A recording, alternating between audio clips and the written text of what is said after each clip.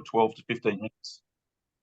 The next 12 to 15 minutes, I'm going to talk a little bit about AITSL, which is the abbreviation for the Australian Institute for Teaching and School Leadership, in a particular aspect, and then Janet will continue that aspect through her commentary around teacher performance assessments, or TPAs. Some of the early slides I'll be very brief on. They're really just to provide in the pack rather than to spend time on. So if you don't mind, Heather, the next slide, thanks.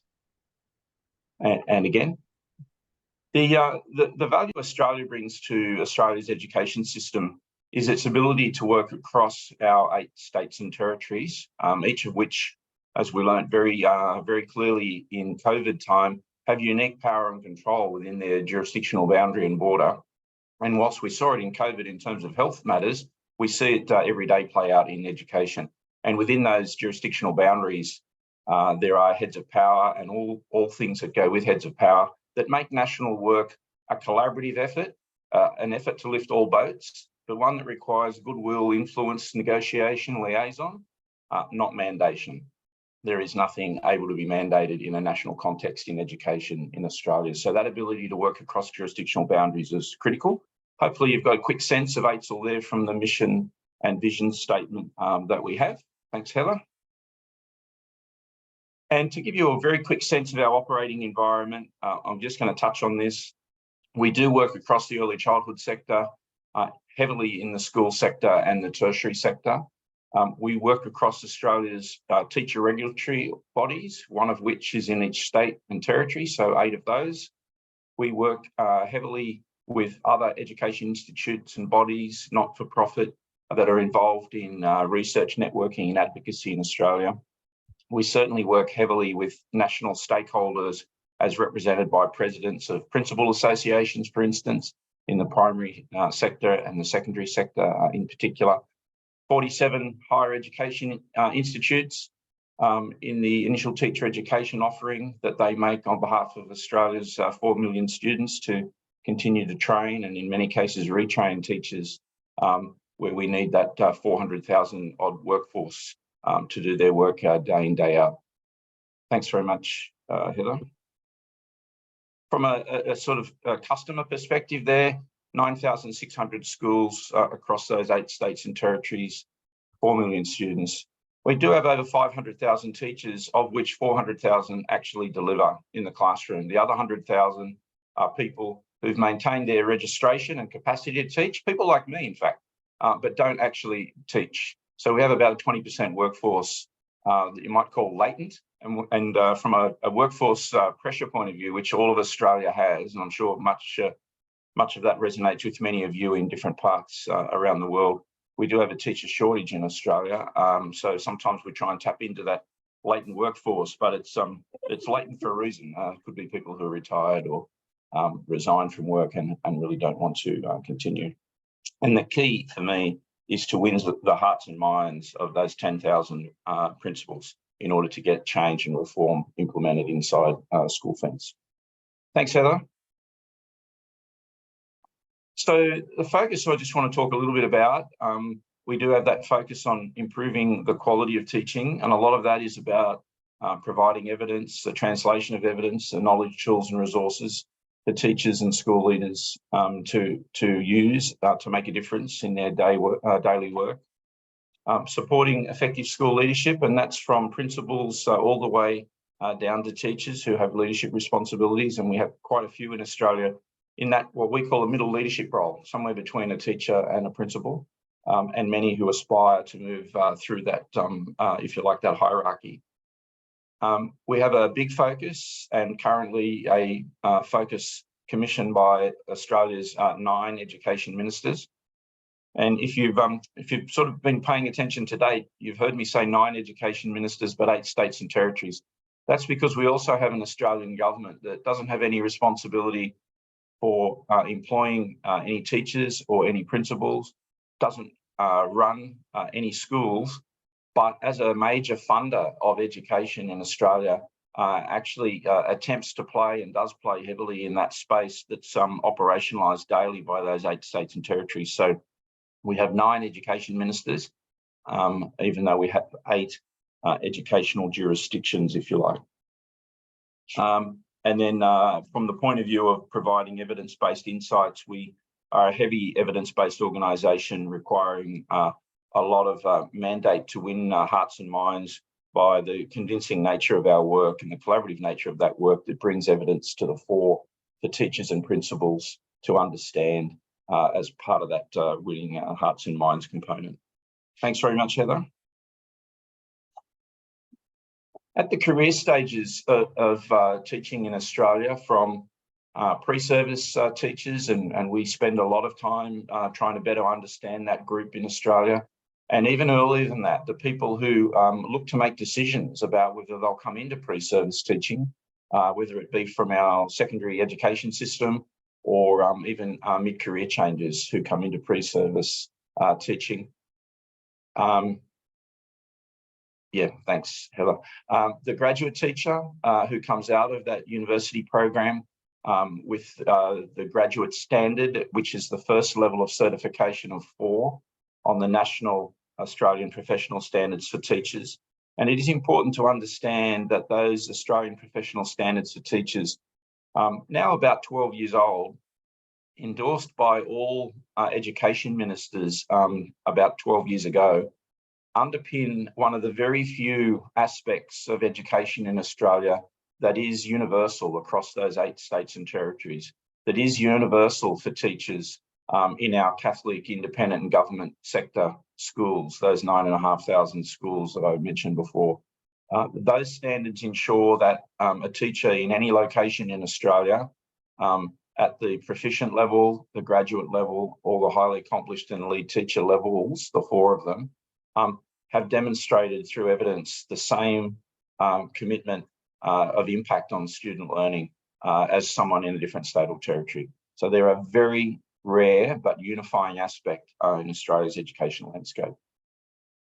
And some of the tools and resources there in the lower part of that diagram are examples of what I mentioned earlier about the provision of support across Australia that we provide to teachers and school leaders as part of, if you like, an essential teaching kit.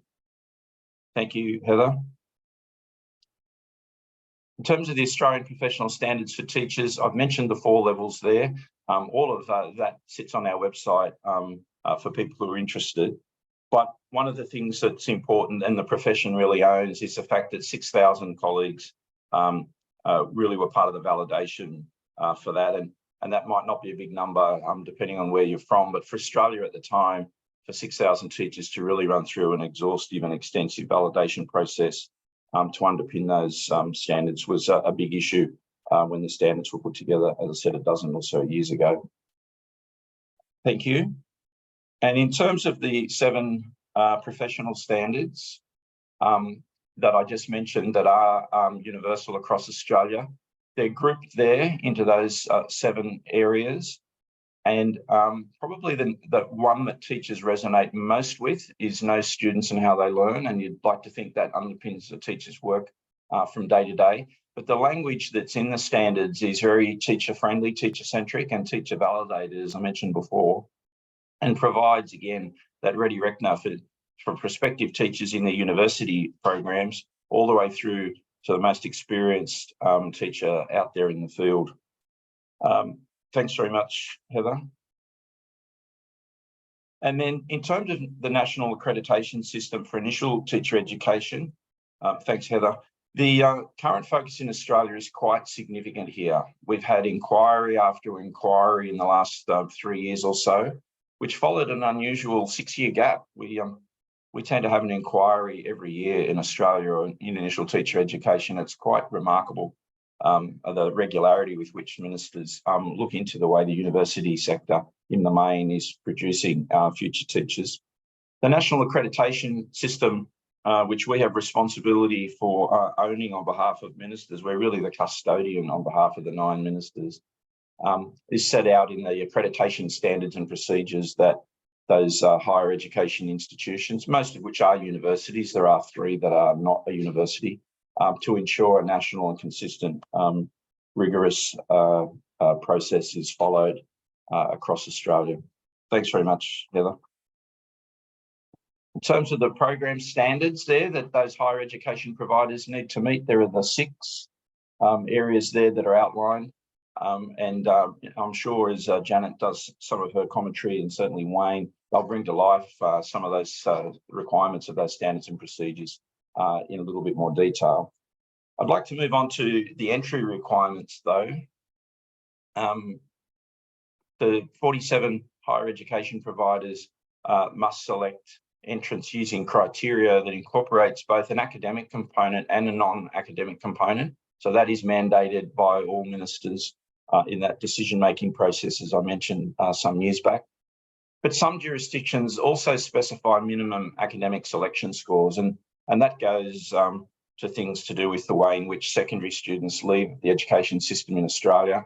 And then as a result of that, some of the jurisdictions specify a minimum level of qualification, if you like, that students need to have as a result of leaving that secondary environment. Thanks very much, Heather. So the exit requirements for a person leaving those initial teacher education courses, the university courses in the main, as I said, all but 3 of the 47, they must be able to demonstrate the graduate teacher standards for the 37 descriptors that sit within the 7 standards that I briefly showed you a moment ago. Demonstrate a practical application of the standards by undertaking professional experience, 80 days in an undergraduate program and 60 days in a postgrad.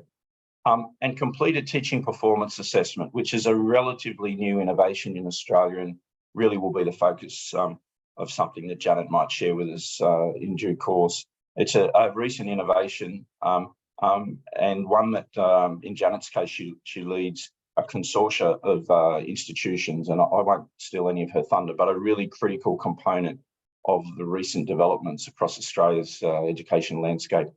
And finally, pass a literacy and numeracy test. Now, this is controversial in Australia, that on exit from university, a student who wants to become a teacher may well have done their academic program through the university, but they still need to pass a literacy and numeracy test in order to effectively have a license to teach.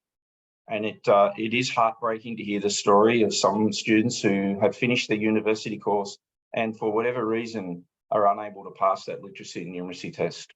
So 4 years of study, a financial debt in order to undertake that 4 years of study, and do not get a license to teach. It's quite controversial here, and the impact that test has on some equity groups, which would be another presentation in itself. And finally, if you don't mind, Heather, the next one around the quality assurance pieces.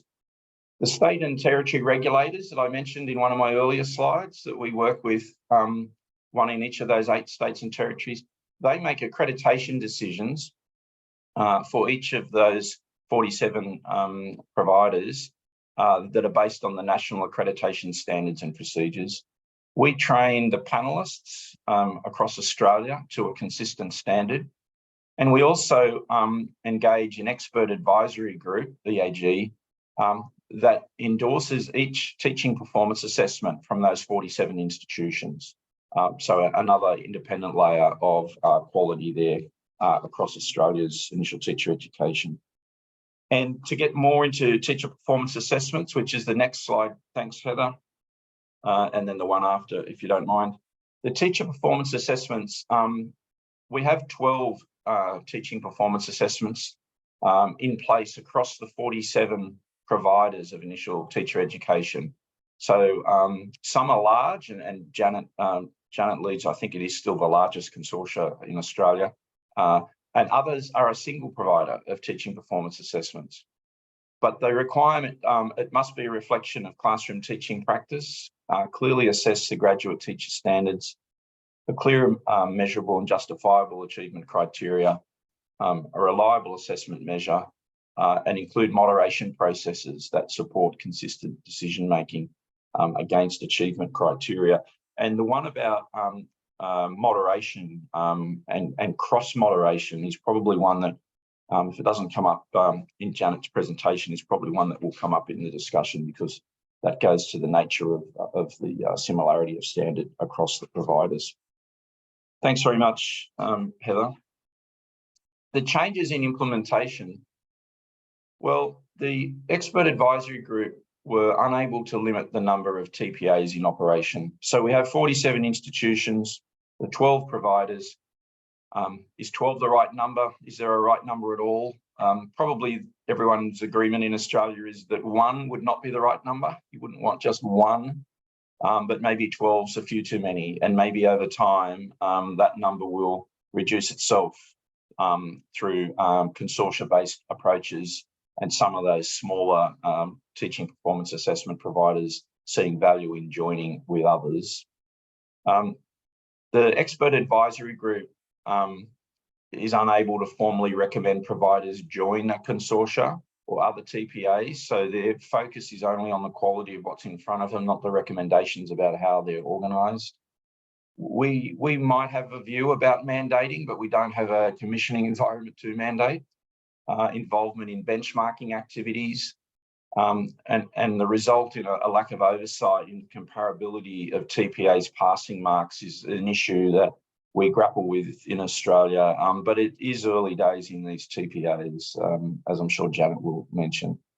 And there are no mechanisms currently in place to review the ongoing fidelity of existing teaching performance assessments that are in operation. So in my view, it was a limitation in the commissioning environment 5 years ago when ministers and others signed off, if you like, the nuts and bolts of what was required by teaching performance assessment, that it didn't have a capacity for a review mechanism around the ongoing fidelity of those in operation. Thanks, Heather. From a continuous improvement and reform perspective, the Teacher Education Expert Panel reported in July, or their report was made public in July. I think it was actually concluded on 30 June. And it's the most recent review. As I said, we love a review of initial teacher education in Australia.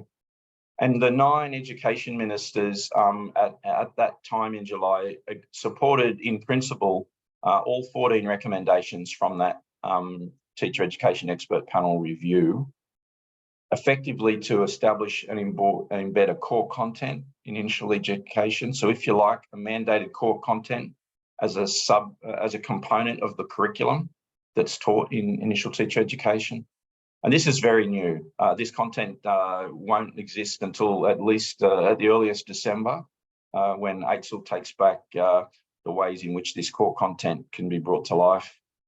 Develop national guidelines for practical experience. Professional experience is a label we prefer, but it's termed practical experience in the report.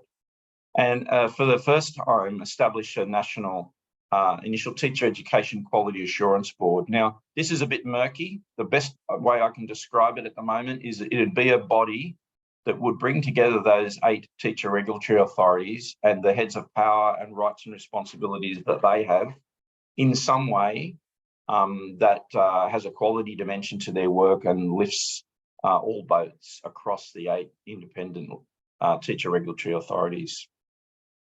And the last one, if you don't mind, Heather, is really just an introduction to Janet, who will reflect further on the path to implementing TPAs from a provider and consortia perspective. So hopefully, Janet, that's my 15 minutes and I haven't robbed you of any time.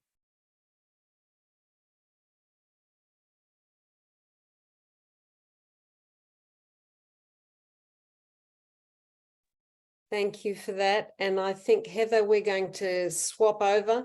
I'd have to say it's a delight to be here to talk about TPAs and to talk about how in Australia we actually do things across the country a little differently. And as you heard from Mark, one of the things that we really focus on is in our space of the AFGT, which is our assessment for graduate teaching, is we have a consortium. And across the country, you have these large consortiums, and we have about 15 of them in 15 institutions in our consortium. But when you look at the context of teaching performance assessments, the thing that's important is, I would argue that we all are after the same thing. We've all got the same aim. We really want to support an increase in quality teachers and teaching, and obviously impact on our children, our students, our teachers, etc. And I think this has always been the case. So, and I think when TPAs came into play, Mark mentioned that it is mandated in each state and territory across Australia. The decision was made that we must, and the universities must, take responsibility for developing a teacher performance assessment across those 47. And the guidelines were, we would like you to all to be in consortium. In 2017, there was some seed funding provided to a couple of groups, one being the University of Melbourne to build a consortium, and another to the Australian Catholic University, who also built a consortium. So we have two very large consortiums, some smaller ones, and then all the individual ones that you heard from Mark. And I do want to raise the fact that it is actually still a point of contention for teacher educators. Then I would argue that a good proportion of our teacher educators do not believe that we need a teacher performance assessment at this stage. And it's that crossover between, why are we mandating assessments and don't you trust teacher education? And as you heard from Mark, 104 reviews of initial teacher education is a little worrying in our country. Now, having said that, in our consortium, we have developed a great trusting relationship in the work that we're doing. And that's really what I want to focus on. How do we build this and how are we implementing it? And we would argue from the data we're seeing that it is, at this point, quite a successful consortium. When you think about TPAs across the country, and I know this is the state of the US as well. In fact, we've just come back from the UK. It's exactly the same in the UK. We're dealing with very complex, variable contexts. And we've got incredible issues of equity, diversity, and quality of teachers, let alone around the world, 80 million teacher shortage. But one of the things that's core to this is that each of our initial teacher education groups, institutions, have a different philosophical stance that they take in relation to the preparation of teachers. There are different programs, different timelines. Some of our institutions are self-accrediting, others are not. So what we're seeing at the moment, and you heard this from Mark, are various approaches to TPAs. And there's various approaches to the assessment lens, which I think is a critical focus. And the mode that we use in terms of assessment, and then again, the implementation. So cross-institutional moderation or national benchmarking becomes a measurement nightmare. In a consortium, if you've got everybody on the same page, working at the same level of principles, with the same level of support and fidelity, as Mark has suggested, then cross-institutional moderation works. So that's really what we want to talk about. Can we move to the next slide? So I want to really focus on the development of the AFGT. It started in 2017, as you heard, 5 years ago. And our core principle was that it would be developed from scratch. This is not a top-down assessment. Our other consortium group, the GTPA, is an existing assessment of classroom readiness that is sort of like an exam that has to be utilised in a practicum, after a practicum setting. Ours is a totally embedded one. And the idea is that we would develop this in consultation with teacher educators for all educators. That's the core principle. It took 2 years in terms of getting through that first phase before we were able to be approved, if you like, fully approved by our expert advisory group. We'll move to the next slide. Now, if we can move to the next, thank you, Heather. What's key to this in terms of the implementation is the idea that a teacher performance assessment is totally embedded in the professional growth of our teachers. And we argued right from the get-go that as soon as our students come into our pre-service programs, our initial teacher education programs, our pre-service teachers become professionals. They're selected through a rigorous process. They come in, they have a rigorous program, we'd argue, whether it's undergraduate or postgraduate, and they have to meet the standards. So for all intents and purposes, the TPA is just another part of that professional growth. And we want all of our pre-service teachers to build this evaluative mindset, to enjoy focusing on how they're going and how they're doing and getting feedback, and to enjoy being evaluated, provided they're getting constructive feedback. So that's the basis of it. We'll move to the next slide. So the key principles, we started with a principle base. We got all of our teacher educators together and we said to them, if we're going to do this together, you have to be committed to a collaborative process, and that it would be transparent. But the key principle for this, and this was the hard one, I would argue, in terms of a context of our assessment culture in Australia, is we wanted to ensure that it was psychometrically sound, robust, rigorous, you couldn't argue with it, but it also had to be fair and defensible in any context in Australia.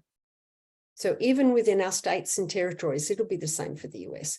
We have incredible diversity, from our First Nations people through to our multicultural groups, to our various jurisdictions. So the complexity is us right from the get-go saying it's got to work for everybody. It's got to be flexible regardless of geography, regardless of ethnicity, regardless of socioeconomic standard, regardless of state, territory, whatever.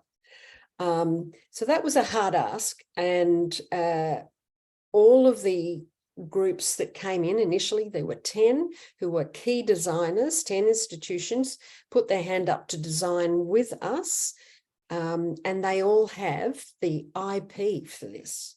So the IP belongs to the consortium, not to the University of Melbourne, which is was a really key thing in this process. We move to the next slide. So if you consider in working through this principle base, what we started with, and we worked hard to develop the idea of a collective impact. And this obviously comes out of John Kaner's work from Stanford. And the idea is that if we design an assessment that is an assessment as learning, not a top-down assessment, but it is for learning, as learning, however you want to describe it, but it has to add value to educators and to our students, to our schools, to the whole education sector. And to do that, we needed to get our consortium to understand the ideas of collective impact. For example, having a backbone organisation, which at this point is the University of Melbourne. We run the group. So, but it also meant that we had to acknowledge that our schools and teachers, our policy providers, AITSL, that even the standards, ensuring that we met the standards, Australian professional standards for teachers and the guidelines for teaching, that they were all met. And all of these factors would play a part, and that we would contribute to add value to each of those. Next slide. So this is just a quick look at the consortium. As I said, we're sort of national. There's 15 out of the 47, large, small, variety of very research-intensive institutions like Melbourne and Sydney, as opposed to the smaller groups that, and in fact, we have a new group coming in that haven't been accredited as an ITE provider yet. So it's quite variable in terms of the context, as you can see. Next slide. So let's have a quick look at the AFGT. The way it was developed, and again, I'd argue that most performance assessments, when you're looking at trying to understand classroom readiness, they really focus on 4 things, which is, do you know who you're teaching and what they need? Can you plan a lesson for the who?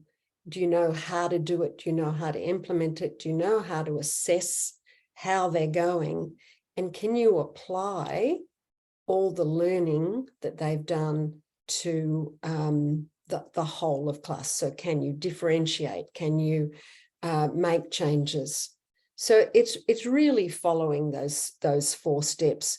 And Wayne will talk a little bit more about the ins and outs of each of these elements as it's implemented at the University of Sydney. But the first element really is about planning and demonstrating that you're planning and knowing who you're planning for and what you're doing. And the second one really is teaching. Analyzing your teaching practice is how am I going to do this? The third one, as I said, is about the assessment process.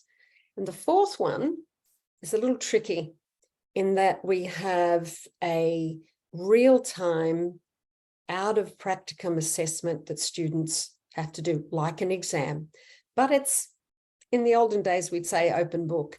It's a situational judgment assessment where a number of scenarios that relate to the standards in these hard to measure areas. And it's the application of all the things that you've learned for working with diverse groups, working with our First Nations groups, communicating with parents, and a whole range. So we present a randomized group of scenarios that they have to respond to with 2 questions, which is, what's the correct answer? What would you do here? What would you choose in relation to the questions that are being posed in the scenarios, and why?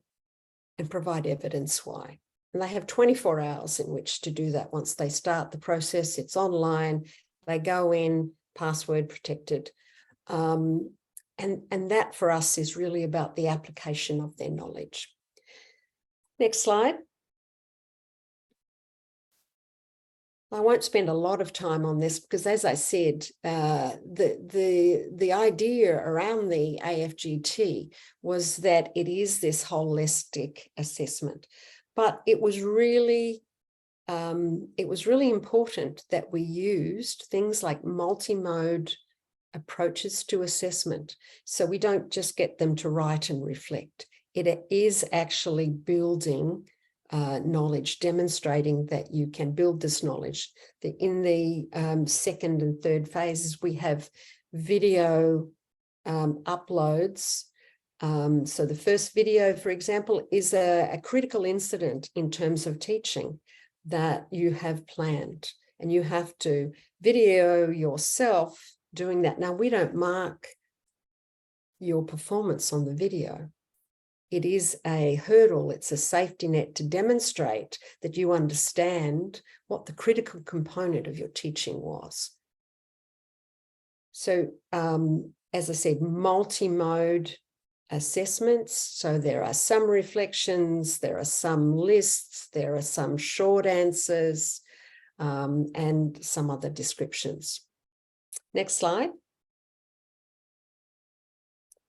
One of the things to make this work that's been really important, as I said, was that in terms of the implementation, that's really critical, is having a governance structure that is very clear to everybody, that's systematized. So the important issue here was really focusing on how were we going to implement the AFGT and who was going to manage it. So as I mentioned before, University of Melbourne as a backbone organisation leads what we call the management group. But there is a separate executive that comes from the consortium, and it's made up by a number of groups, and we meet regularly, monthly. It was fortnightly during the COVID disruption, but we to go through issues, to talk with our consortium members.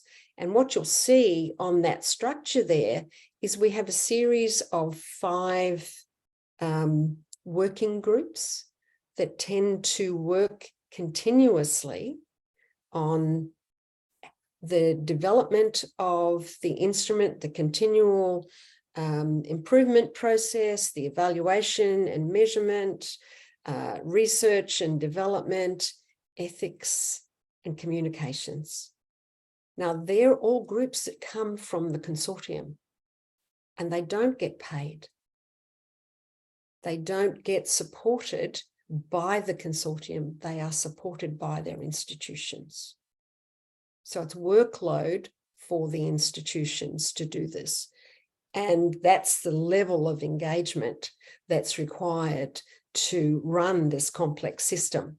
Now, the organization provides a constitution that's very transparent, and there are always information guidelines for all levels of the consortium, from our schools and mentors to our student pre-service teachers, to our teacher educators, to our assessors, and to the overall organization of each provider. This is the backbone. This is what makes it work for us. This means we get the information that we want regularly. So just move to the next slide. Just as an example of the transparency, there are very explicit guidelines for the way the AFGT is implemented. Now, this has to happen in the context of an autonomous institution. So the institution has to take the guidelines and then implement it within their programs. So it becomes part of the day-to-day work of the teacher educator. So the students, our pre-service teachers, know it's coming. And in some cases, it's embedded into a particular paper or subject that somebody's doing, or a particular course. And in some cases, it sits as a hurdle in the practicum space. But you can see the kinds of very specific guidelines that and there's pages of them. So our teacher educators have to get their heads around those things. If we move to the next slide. For the institution, there is also a requirement. If you want to become part of this consortium, you must agree to workload for your teacher educators to engage. You must agree to engage with your stakeholders. And you also need to agree to this continual testing and validation of the instrument in your place. So it's a cyclic review.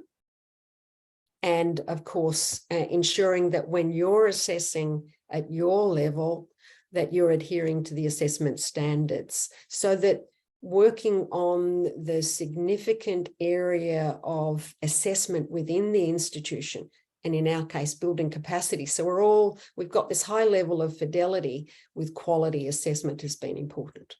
It costs a bone of contention for many institutions and university. The cost of running a TPA, engaging in a TPA, was not something that initial teacher education providers expected in 2017. And it is a considerable cost. Next slide. Again, we have a model of implementation and we measure fidelity. We can obviously look at dosage, how many have you done, etc.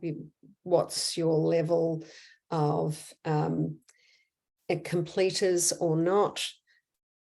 The tricky one is the two at the bottom.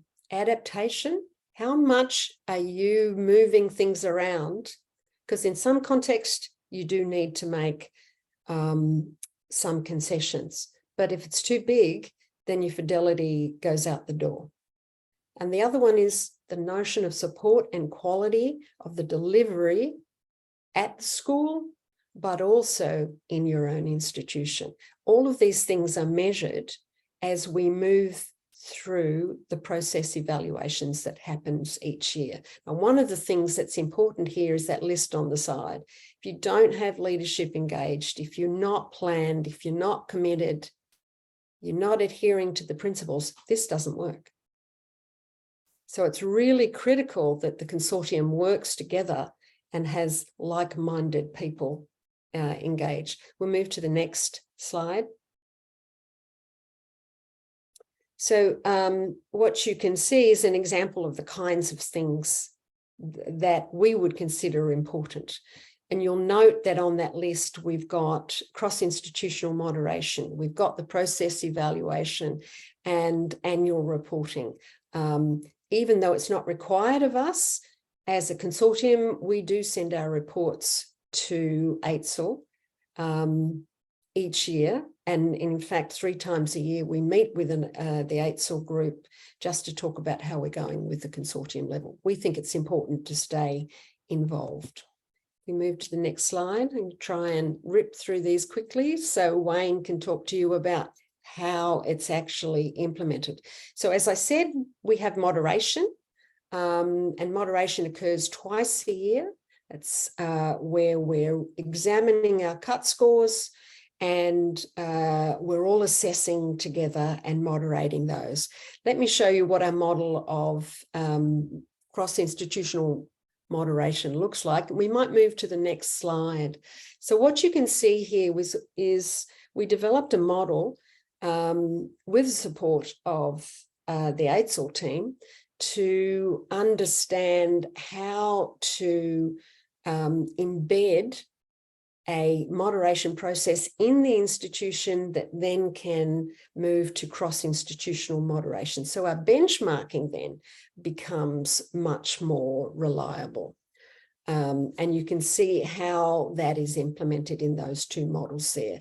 Once again, the institutions all have this, we're all part of the development and have all agreed. We might move on, Heather. Same with the annual evaluation and monitoring. So at this point, you can see the questions that we ask through all of our key stakeholders, from schools to our teacher educators. How are we doing here? And one of the things that this provides for us is a way to look at the tool as we go. Next slide. And I can say to you very loudly and clearly that the AFGT is as solid as you can get. You can do whatever you like to it. It works. We know it works. It's very robust. But every year, regardless of what we know, we do the analysis to ensure that it is a good fit for our consortium. And as a consequence of that, we would argue, I'm going to bypass the next slide, Heather, and go to the reporting. We would argue that when we were reporting back to our consortium members, and you've got an example of the kinds of data that they might get. So they'll get their own data, they'll get the whole data of the consortium and how's the consortium is going. So doing this standard setting and ensuring we know how the students are doing and we know what whether the instrument is having an impact. And then if I look at it from a teacher educator's perspective, influence on the teacher education institution, for example, we'll move to the next slide.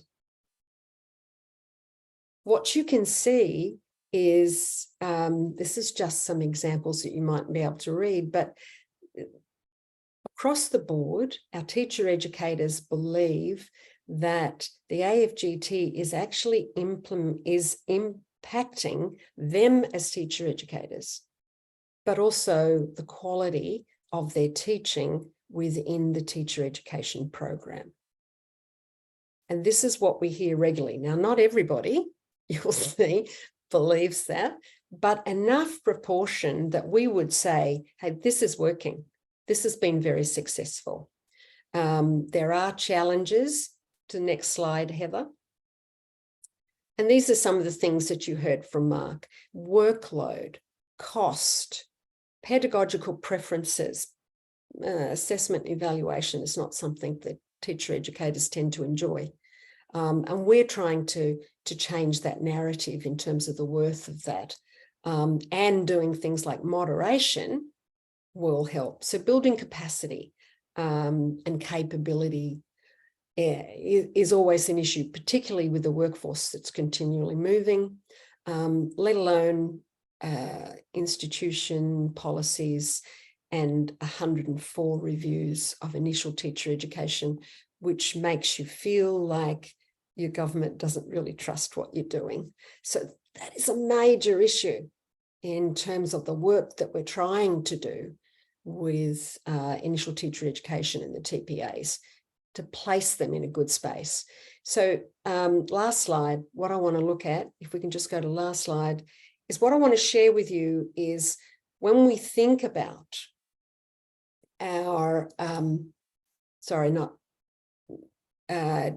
just go back before the thinking, they're cut slides. Sorry, go back, one more.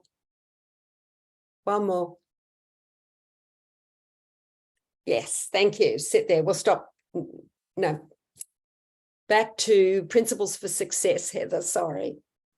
So go forward one.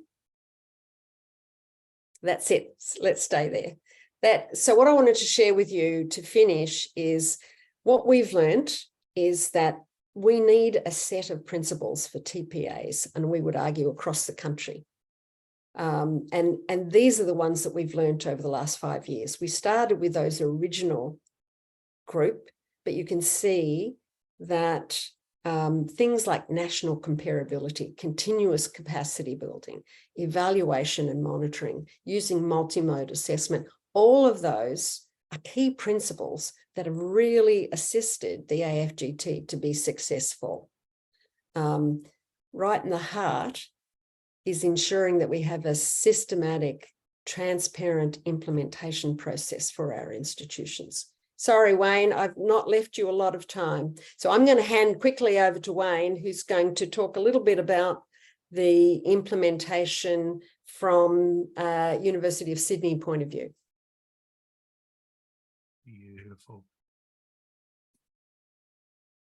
Thank you very much, Janet. You're still on my screen. Can you give me a thumbs up if you can see my screen at the moment?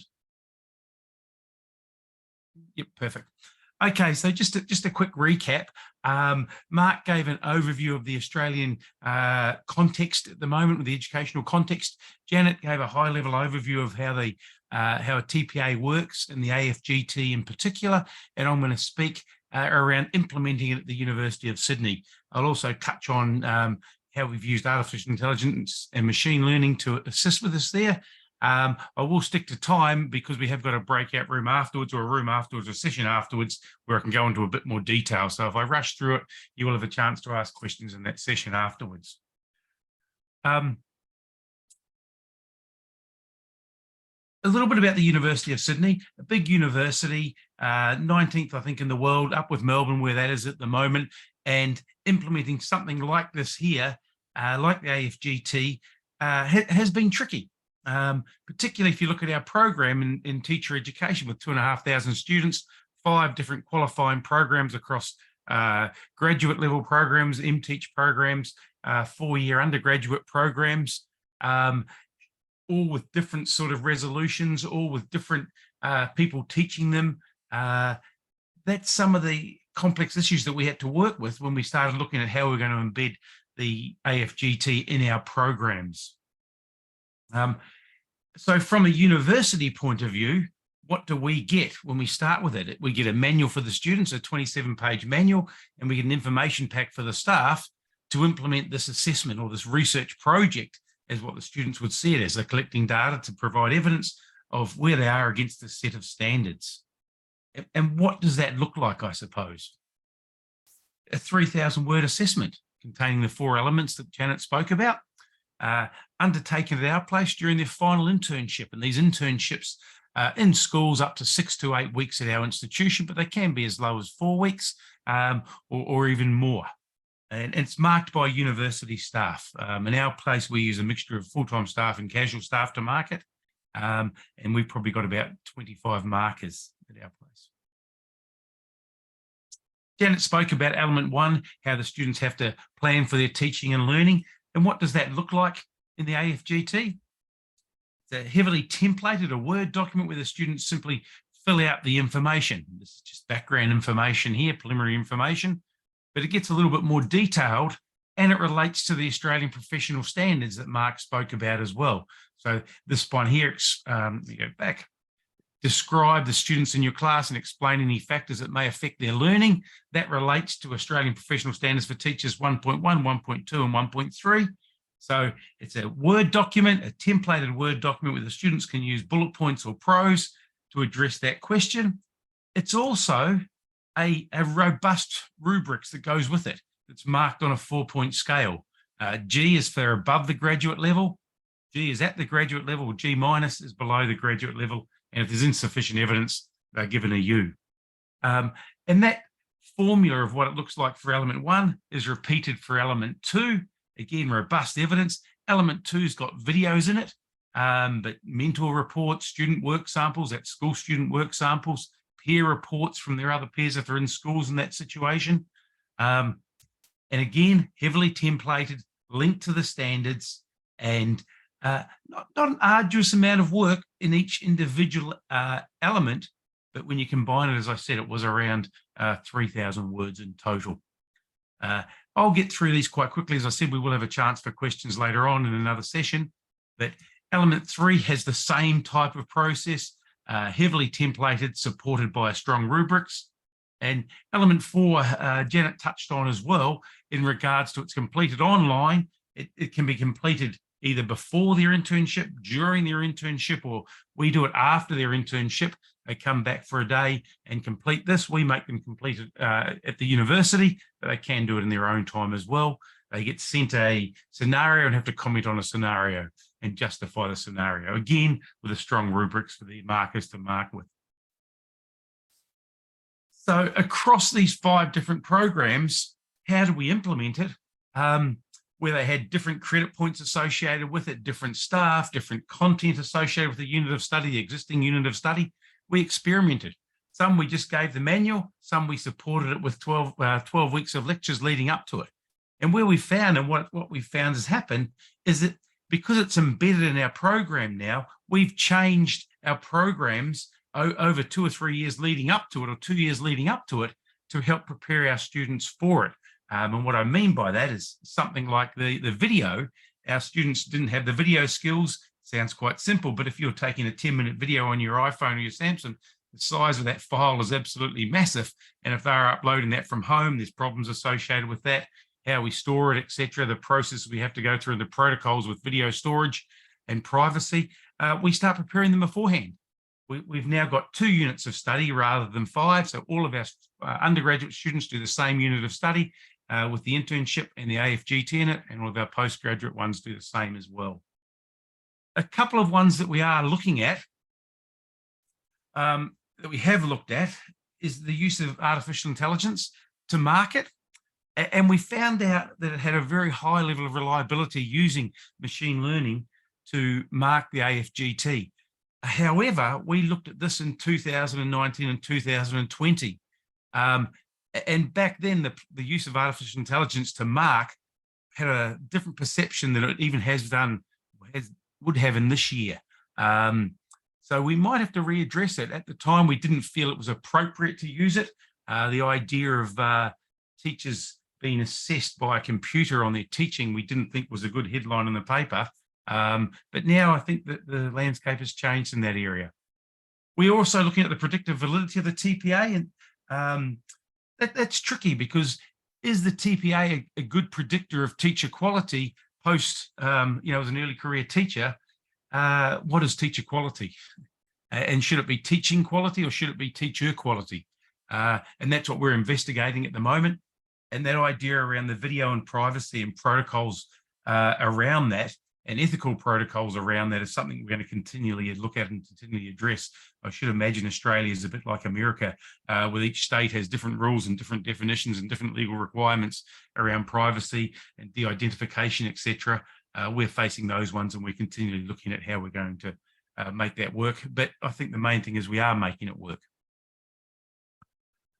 I'll save my questions to the next session where it is, and I will be able to go back in detail for any of the bits that I rushed through there. But I hope that gave you a brief overview of what it looks like at a university, in a particular university. One of the points I think to note is that we're an established university. We're quite a large university. We're face-to-face. The AFGT has worked in online environments. It has worked with small universities, small ones with, I suppose, less than 20 students. And as Janet pointed out, it's a very, very strong tool, a very robust tool in those situations. I'll pass it back to Gay and Amy, I suppose. Thank you so much, Wayne. As Wayne alluded to, if you have questions and answers and want to pursue this further, a breakout session is happening starting in just a few minutes at session 1.4. I've had a lot of busy hour because a lot of folks found that they didn't have a copy of the program. It is posted online. If you cannot find this link, and it's a horrible one to copy right now, I realize. If you don't have a program, email me and I will make sure I get sent to you as soon as possible. And how you're going to find things in the program is listed, and I picked this person because she's quite close to my heart, that it's listed with the title, the number, a short brief informational piece, as well as the presenter. And then you will find two links. One will get you into the Zoom link, and the facilitator will be there to help you. And then the second link is for materials for the session. So if they're sharing information, you should be able to download it and work along with them. If you have trouble finding anything, we have 4 troubleshooters waiting for you. You might want to jot down these email addresses. They're a little bit shorter. And after a short break, we're going to log on to our sessions 1. And we wish you have a great conference, and we'll see you again at a general session, all of you in one spot tomorrow at 8:30. Thank you.